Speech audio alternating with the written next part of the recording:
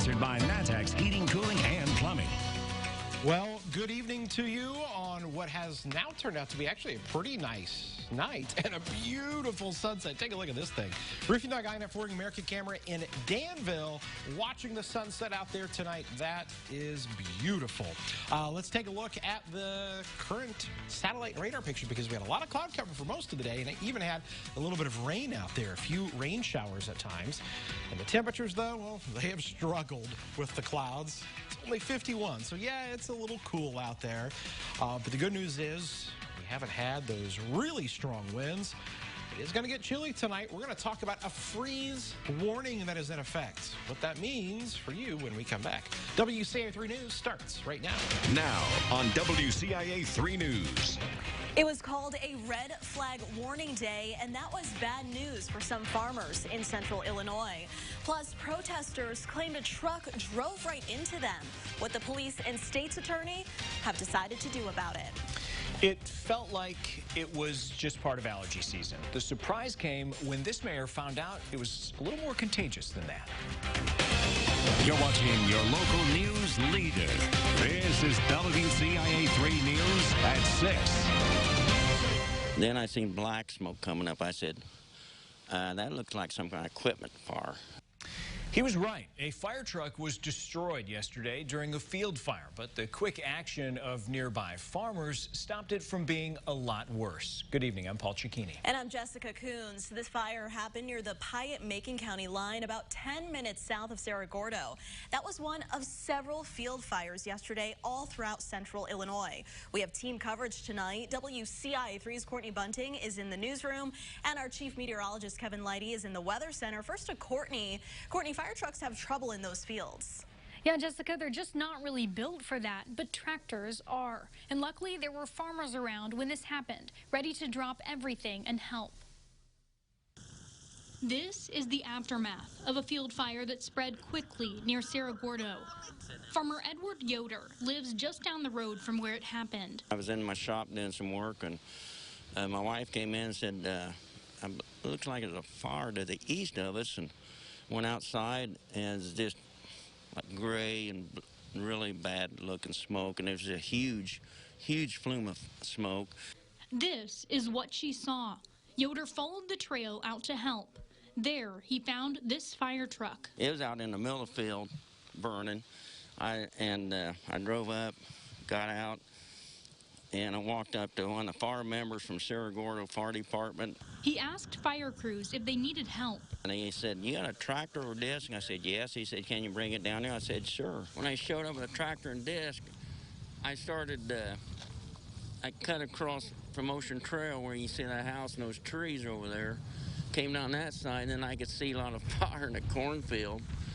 And so I just started going after the fire in the cornfield. The fire scorched through around 500 acres of farmland, but that number could be even higher had Yoder and other farmers not been there. I just happened to be in the right place, the right time when it turned out. I wasn't looking for this. I don't think nobody is. So I was just glad to do what little I could do. Because it really takes equipment, soil on the fire to stop it, and it's just hard to do with our trucks. That was CERRO GORDO's secondary engine that was destroyed, so they do have another one. Other departments have also offered to loan one if they need it. The cause of that fire is still under investigation, but fire crews say it likely came from a limb or trash fire. Live in the newsroom, Courtney Bunting, WCIA 3, your local news leader. All right, Courtney, thank you so much. Now, while they're still investigating the cause of that fire, experts say farmers should be prepared before going out in the field in case of an emergency. That's especially true on days like yesterday when it's dry and windy.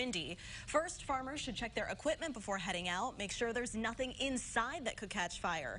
Second, have a charged fire extinguisher with you at all times. You should also make sure someone always knows where you are. Write down directions to every single field and make sure that people helping you that day know where you are. Because if you have to call 911 and you're in a field with absolutely no physical address, you've got to get crews there as quick as possible. Farmers should also have a tractor with a piece of tillage equipment stationed nearby. Tilling is a great way to stop fire from spreading. As we mentioned, farmers all across central Illinois suffered damage yesterday. Yeah, and the way to see it best today is from above. So we continue our team coverage now with Chief Meteorologist Kevin Lighty. And Kevin, you went out today. You were out yesterday too, but you got another bird's eye view of exactly what happened. Yeah, yesterday we were, chasing down the fires. Today we're chasing down the aftermath of that. I actually went down to Edgar County, and there were two fires down there. There was one near Horace. Let's take a look at the video here, and you can see where the fire there literally went right across these fields. Now, I was told by some of the people around there that this fire was, in fact, caused by a combine that caught on fire. And then, quickly, the winds took that fire and it spread across the fields. And look at that. The view of all of that corn that was damaged, as you can see, row after row of that occurred down near Horace. Now, there was another fire not too far away from there in Edgar County, and that was in Paris. Look at this.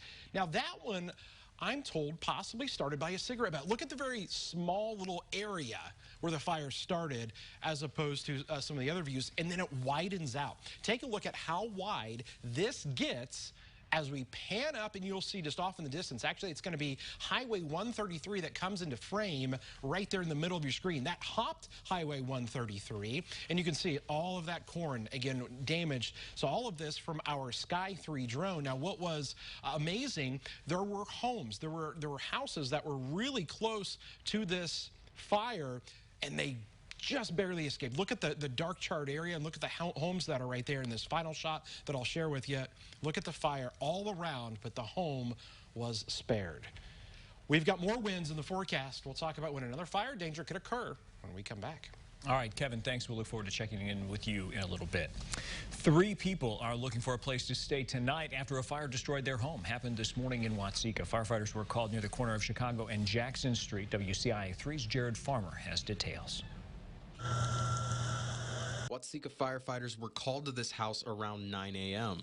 It took them several hours to put out the flames. 2 of the 3 people living there were in the house at the time the fire started. One managed to escape, while the other had to be pulled out by firefighters and sent to the hospital. He is expected to survive. One local resident woke up to a call from his friends that a fire was going on in the neighborhood. When they arrived at the scene, all they could see was smoke. He said his heart goes out to the homeowners. I just feel so sorry for the family. They lost everything. The fire chief says the fire was an accident caused by a faulty power strip. He is reminding people to be more careful when using them. If you don't have to, don't. Fortunately, so far, everybody's okay on this one that we know of, but they can cause problems, so be very careful. In WATSEKA, I'm Jared Farmer, WCIA 3, your local news leader. The fire chief says everything in that house was destroyed. We have an update for you tonight. We now know the names of the 2 people killed in a crash earlier this week on I-57 near Paxton. The Iroquois County coroner says the victims were 26-year-old Aaron Reed from Onarga and 21-year-old Tasia Crite from Pembroke Township. Authorities say Reed crossed the median and hit the car that Crite was in. A semi then hit Crite's car, throwing her and all passengers from it, including a 3-week-old. That baby was seriously hurt and flown to the hospital. No word on how that baby is doing as of tonight. Here's some new details. The Champaign County State's attorney has decided not to file charges after a truck drove through a protest. It happened in front of Rogue Barber Company in July in Champaign. The group was protesting the former barbershop's membership application, which asked people to sign off on not being part of Black Lives Matter. A video online showed a truck driving through the protest. Champaign police say evidence shows the driver was moving slowly away from the scene, and protesters put themselves in front of the vehicle instead of moving away. Brad Underwood's team is 1 day into practice. He's already on the sidelines with an injury. Also tonight, a mayor in central Illinois tested positive for the coronavirus, while she thought it was something else. And temperatures today definitely struggled across the area, but at least we're seeing a glimpse of sun out there here for the last, 20 minutes before that sun sets. Let's recap today, where the high temperature, again, only made it to 64 degrees. And I tell you what, we've got some more changes on the way. Freeze warning. We'll talk about more strong winds and how we've got a little bit of rain in the forecast coming up. You're watching WCIA 3, your local news leader.